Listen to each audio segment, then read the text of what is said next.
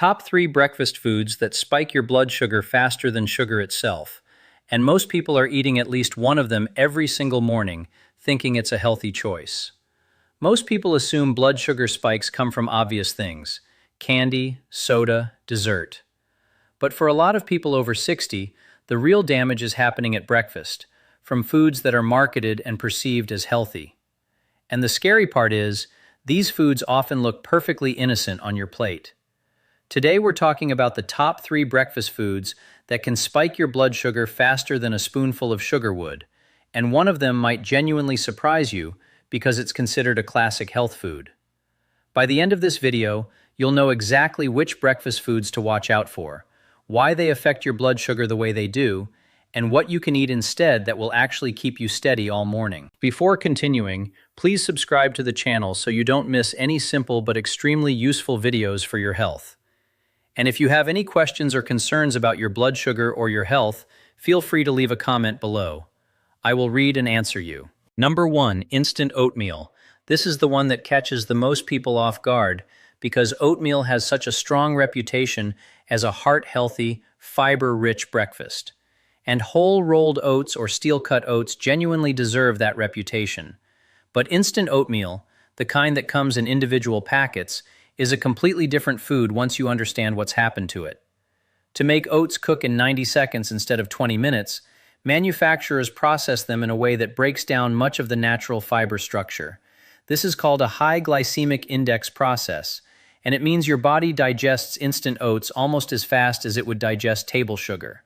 The fiber that would normally slow down digestion and create a steady release of glucose into your bloodstream has largely been stripped away or broken down. On top of that, most flavored instant oatmeal packets, the maple, the cinnamon, the brown sugar varieties, contain anywhere from 12 to 15 grams of added sugar per packet, on top of the rapid starch breakdown already happening. Research comparing glycemic response to different oat preparations has shown that instant oats can spike blood glucose nearly as fast as white bread or even sweetened cereal, despite oats having a health halo that suggests otherwise.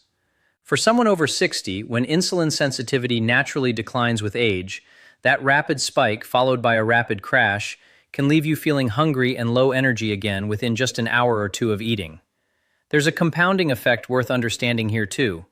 When blood sugar spikes and then crashes sharply, your body releases a burst of insulin to bring glucose levels back down. Over years of repeated spikes like this, especially happening every single morning at breakfast, your cells can become less responsive to insulin's signal, which is the underlying mechanism behind insulin resistance. This means that something as routine as a quick oatmeal packet, repeated daily for years, can be quietly training your body toward poorer blood sugar control over time, even if you never notice anything unusual day to day. The good news is the fix is simple without giving up oatmeal entirely. Switch to old-fashioned rolled oats or steel-cut oats, which take longer to cook but retain far more of their natural fiber structure.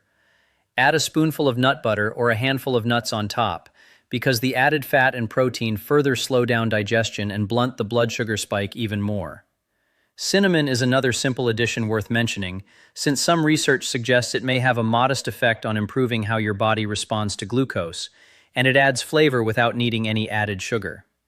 If mornings are tight on time, steel-cut oats can be made in batches ahead of time and reheated through the week, which removes the time pressure that makes instant packets so tempting in the first place. The bottom line on instant oatmeal: the convenience comes at a cost, and that quick cook process turns a genuinely healthy whole grain into something that behaves a lot more like sugar in your bloodstream than most people realize. Number 2, fruit smoothies. This one is sneaky because it feels like the healthiest possible way to start your day.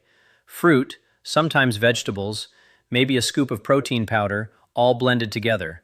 What could be wrong with that? The issue is what blending does to fruit at a structural level. When you eat a whole apple, your body has to break through the cell walls and fiber structure to access the natural sugars inside. And that takes time, which slows down how quickly that sugar hits your bloodstream.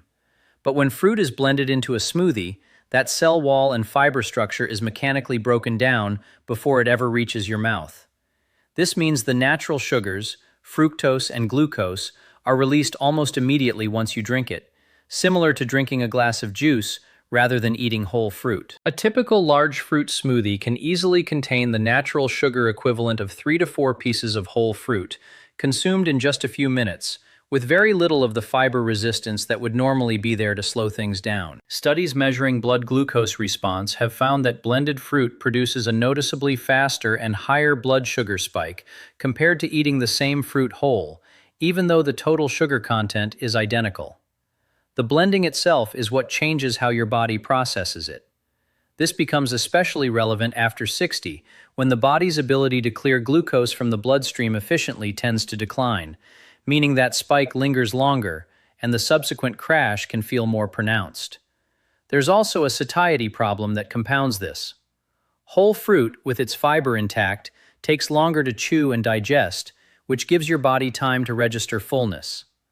A blended smoothie, even one packed with the same nutrients, goes down in a few minutes and doesn't trigger the same fullness signals, which is part of why it's so easy to drink a smoothie containing several hundred calories and still feel hungry again within an hour. The fix isn't to avoid fruit, it's to change how you eat it. Choose whole fruit over blended whenever possible, and if you do want a smoothie, add a source of fat or protein, like Greek yogurt, nut butter, or chia seeds, and keep the fruit portion smaller, maybe one piece of fruit rather than 3 or 4 blended into one glass. Adding a handful of leafy greens like spinach, which has very little impact on blood sugar but adds volume and nutrients, is another simple way to dilute the overall sugar concentration of the drink without sacrificing the smoothie format people enjoy. Some people also find that leaving a smoothie slightly chunkier, rather than fully liquefied, by blending for less time, retains a bit more of that fiber structure compared to a perfectly smooth, fully broken down texture. The bottom line on fruit smoothies: blending breaks down the very fiber structure that protects you from a blood sugar spike, turning a bowl of fruit into something that behaves more like a glass of juice. Number 3, flavored yogurt. Before we continue, if you've made it this far, go ahead and subscribe so these videos keep showing up for you, and tell me in the comments which breakfast you're going to look at differently after this. This is perhaps the most deceptive food on this list because yogurt itself is genuinely good for you. Real plain yogurt is packed with protein and probiotics that support gut health and can even help stabilize blood sugar. But flavored yogurt, the kind with fruit on the bottom, vanilla, or any sweetened variety, is a different product almost entirely. A single small container of flavored yogurt can contain 15 to 20 grams of added sugar, which is comparable to eating a small candy bar, despite sitting right next to plain yogurt on the shelf with a similar-looking label. The combination of added sugar with very little fiber to slow it down means flavored yogurt can spike blood sugar nearly as fast as a sugary snack, while still being perceived as a wholesome breakfast choice. What makes this particularly tricky is that the protein in yogurt can mask the speed of the spike subjectively.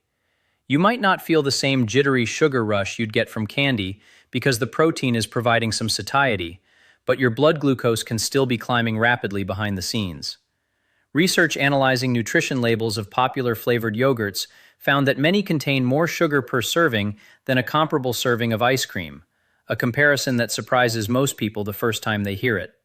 For adults over 60 managing blood sugar, that hidden sugar load, eaten under the assumption that it's a health food, can quietly undermine other good choices made throughout the day. There's also a labeling issue that makes this harder to catch at the grocery store. Words like low-fat or light on yogurt packaging often signal that sugar has been added to make up for the flavor lost when fat is removed, meaning the products marketed as the healthiest-looking option on the shelf are sometimes the ones carrying the most added sugar. The fix is straightforward. Choose plain, unsweetened yogurt, whether that's regular or Greek style, and add your own natural sweetness with fresh berries and a small drizzle of honey if needed, which lets you control exactly how much sugar you're adding rather than relying on the manufacturer's recipe. If the tartness of plain yogurt takes some getting used to, start by mixing it half and half with a flavored variety and gradually shift the ratio toward plain over a couple of weeks, which makes the transition easier than switching all at once. Adding a sprinkle of cinnamon or a few crushed walnuts to plain yogurt is another simple way to add flavor and texture without reaching for the sweetened version. The bottom line on flavored yogurt: the protein and probiotics are real benefits, but the added sugar in flavored varieties can spike blood sugar just as fast as dessert, hiding behind a health food label. Number 4. Granola bars. These sit in the same category as instant oatmeal in terms of how deceptive the packaging can be. Words like whole grain, natural, and fiber-rich appear prominently on the box, and the bar itself looks wholesome. Oats, a few visible nuts, maybe some dried fruit pressed together. But most commercial granola bars are held together with some form of syrup, often corn syrup, honey, or brown rice syrup. And these binding sugars are exactly the kind of rapidly absorbed carbohydrate that spikes blood sugar quickly. A typical granola bar can contain 10 to 14 grams of sugar, and because the bar is compressed and chewed quickly, rather than being a meal you sit down and eat slowly, that sugar tends to hit your bloodstream in a concentrated burst, rather than gradually. The dried fruit often included in granola bars compounds this further, since dried fruit has had its water content removed, which concentrates the natural sugars into a much smaller, denser bite than the same fruit would be in its fresh form. A small handful of raisins, for example, contains roughly the same sugar as a much larger portion of fresh grapes, simply because of how concentrated dried fruit becomes. Research comparing different breakfast and snack bar formulations has found that many marketed specifically as health bars produce a glycemic response comparable to cookies or other clearly indulgent snacks, despite the health-focused branding and ingredient list on the front of the package. This is particularly relevant for adults over 60, who may be reaching for a granola bar specifically because it feels like the responsible, better-for-you option compared to something more obviously indulgent, without realizing the blood sugar impact is often nearly identical. If you enjoy the format and convenience of a granola bar, look specifically for ones with the lowest sugar content, ideally under 6 grams, and a higher protein and fiber content relative to the size of the bar, which will usually be listed clearly on the nutrition label if you take a moment to check. An even simpler alternative is making your own version at home using oats, nuts, and a very small amount of natural sweetener, which lets you control exactly how much sugar goes in, rather than relying on a manufacturer's recipe designed primarily for shelf life and taste appeal. A small handful of plain almonds or walnuts, paired with a piece of whole fruit, can also satisfy the same craving for something quick and portable without the concentrated sugar load. The bottom line on granola bars? The health-focused branding often doesn't match the actual sugar content, and a bar that looks like a smart breakfast choice can behave in your bloodstream much like a cookie would. So when you step back and look at everything we covered, it all comes down to this. Instant oatmeal has been processed in a way that strips away the fiber that would normally protect your blood sugar, and years of that daily spike and crash pattern can quietly contribute to insulin resistance over time. Fruit smoothies break down fiber structure mechanically, turning whole fruit into something that behaves like juice, while also reducing the natural fullness signal that whole fruit normally provides. Flavored yogurt hides dessert-level sugar behind a health food label, sometimes more sugar than a comparable serving of ice cream, and granola bars carry health-focused branding that frequently doesn't match their actual sugar content once you look past the front of the package. None of these foods need to be eliminated completely. Real oats, whole fruit, plain yogurt with your own added fruit, and homemade or carefully chosen bars are all still excellent choices. It's about recognizing which version of these foods you're actually eating, the whole, minimally processed version, or the convenient, pre-sweetened version that behaves very differently in your body. Small swaps like these, made consistently at breakfast, can make a real difference in how steady your energy feels throughout the morning and how well your blood sugar stays in a healthy range over the long term.